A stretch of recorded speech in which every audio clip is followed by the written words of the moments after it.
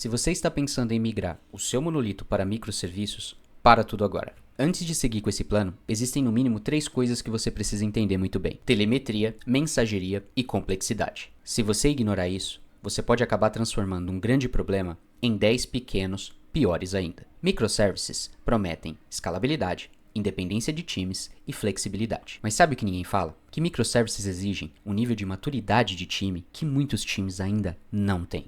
E é aí que o que era para se tornar uma solução acaba se tornando um pesadelo. Você já parou para se perguntar o que é telemetria, o que significa telemetria dentro de um conceito de arquitetura de software? No monolito, você consegue muitas vezes debugar as coisas no seu ambiente local, olhar logs direto no código e encontrar os erros com uma certa facilidade. Agora, imagine esse mesmo processo dentro de um sistema com, digamos, 15 serviços diferentes. Se você não tiver uma boa estratégia de logs centralizados, tracings distribuídos e métricas, com toda certeza você não vai saber aonde está o problema. Você vai ouvir muito essa frase: tá lento, mas em qual serviço? E aí começa aquele jogo de empurra-empurra. Sem observabilidade e sem telemetria, em uma arquitetura de microserviços, sem observabilidade e sem telemetria, você pode ter certeza que você não está rodando uma arquitetura de microserviços. Você está rodando uma bomba relógio. Então, antes de começar o seu processo de construção de migração de uma arquitetura de monolito para microserviços, dá uma olhada em alguns links que eu deixei aqui no comentário, como arquiteturas de tracing distribuído e telemetria, como OpenTelemetry e outras soluções que podem te ajudar a ter o mínimo de observabilidade que é estritamente necessário para que você consiga executar uma arquitetura de microserviços sem que a sua cabeça exploda. Em uma arquitetura de um sistema monolito, quando você precisa que digamos, uma classe de usuário precise se comunicar com uma classe de catálogo, basta fazer a injeção de dependência e chamar as funções do catálogo dentro do seu use case, por exemplo. A comunicação entre microserviços diferentes muitas vezes dependem de mensageria. Então aqui nós estamos falando de tecnologias como RabbitMQ, Kafka, entre outras. Mas preste atenção, porque ao adicionar um sistema de mensageria, você não está simplesmente fazendo a distribuição de uma mensagem entre um serviço A e um serviço B. Você está adicionando latência, falhas na entrega, dead letters, ordenação, enfim, uma série de outros grandes problemas que você precisa gerenciar e que muitas vezes você não teria que se preocupar dentro de uma arquitetura de um serviço monolítico. E vamos àquela velha história de que a promessa é de que todos os serviços são completamente independentes. Mas, muitas vezes, sem um Kafka, por exemplo, todos os seus serviços vão para o chão. E aí, muitas vezes, você sai de uma situação de um serviço com monolito para um serviço extremamente acoplado por mensageria. E acaba não resolvendo realmente a dor que você precisava resolver quando pensou em migrar de uma arquitetura de monolito para microserviços. E aqui,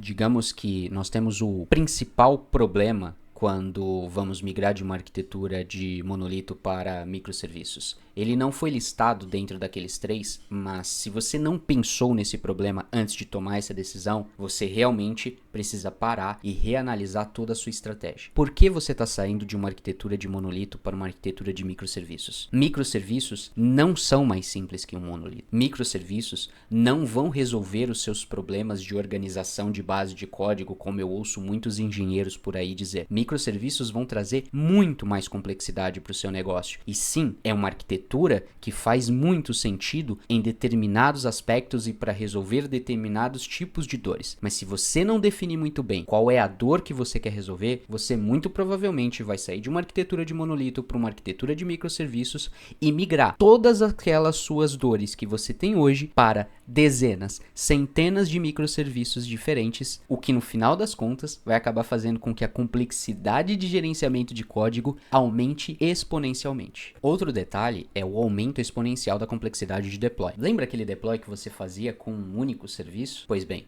agora você vai ter que fazer em dezenas deles. Lembra aquela pequena alteração de código que você fazia dentro de um único sistema e que muitas vezes demorava ali 4, 5 horas, incluindo o processo de adicionar ou modificar um teste unitário? Agora você vai ter que fazer isso em 7, 8 serviços diferentes, porque eles partilham da mesma informação e às vezes você precisa mudar um tipo de dado. Então, a complexidade de manutenção dentro de uma arquitetura de microserviços, na grande maioria das vezes, vezes vai ser muito maior do que dentro de uma arquitetura de monolito. E eu não estou aqui, obviamente, defendendo que você continue no monolito pelo resto da sua vida, mas você precisa definir muito bem se é o momento ou não de migrar para uma arquitetura de microserviços. E a última dica que eu vou trazer aqui dentro desse vídeo de hoje é para você, tech lead, arquiteto, que lidera tecnicamente uma equipe, pense muito se faz sentido fazer uma migração de um sistema monolito para um sistema de microservices, não única e exclusivamente pelo nível de conhecimento que você tech lead, que você arquiteto tem. Muitas vezes eu vejo em empresas o arquiteto tech lead trazendo todas as soluções que ele já implementou em outras empresas e que na cabeça dele resolveu aquele problema e faz completo sentido. Mas muitas vezes esses arquitetos e tech leads não olham para dentro da equipe. Não entendem se a equipe está tecnicamente preparada para lidar com todas essas complexidades que a gente acabou de ver aqui, que uma arquitetura de microserviços traz. Então, você arquiteto, você tech lead, que conhece, já lidou antes com situações como essas, precisa entender que você não é o único desenvolvedor. Muitas vezes você nem coloca 100% do teu tempo a mão no código. Você está ali para auxiliar um time inteiro a conseguir lidar com essa nova stack e tomar essa decisão sem antes conversar com o time, tomar essa decisão sem antes validar se o time está preparado. Eu me lembro que no começo dos meus processos de entrevista, eu via muita gente, muitos desenvolvedores dizendo que adorariam trabalhar em uma empresa que prezava por qualidade de software, que lidava com processos como, por exemplo, ter 100% de coverage de testes unitários, testes de integração e teste end-to-end. No processo de entrevista, isso era maravilhoso. Mas quando eu contratava a pessoa, a realidade era completamente diferente.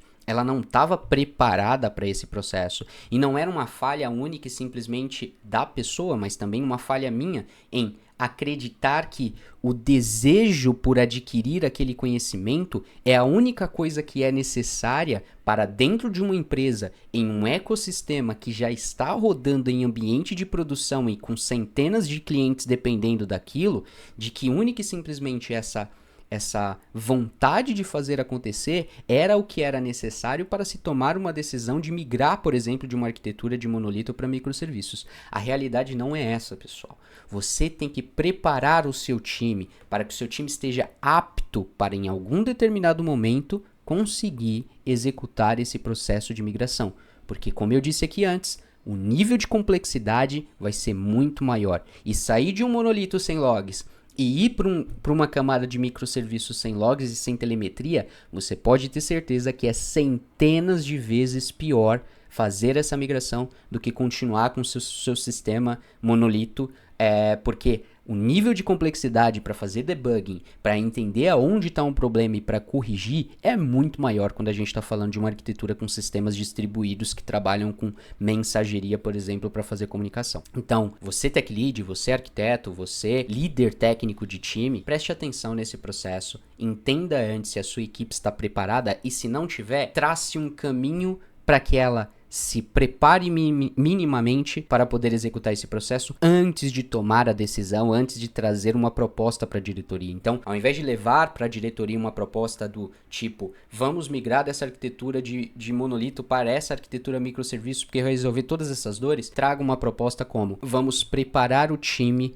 durante as próximas 15, 20, 10 sprints para eles estarem aptos a fazerem uma migração para uma arquitetura de microservices. E aqui, quando eu digo preparar, obviamente não é que você vai parar 10 sprints única e exclusivamente para fazer estudo de caso e para elevar o nível técnico do time, mas no meio da sprint você pode ter tarefas relacionadas a processos de capacitação técnica para que esse time esteja preparado para fazer um processo de migração como esse.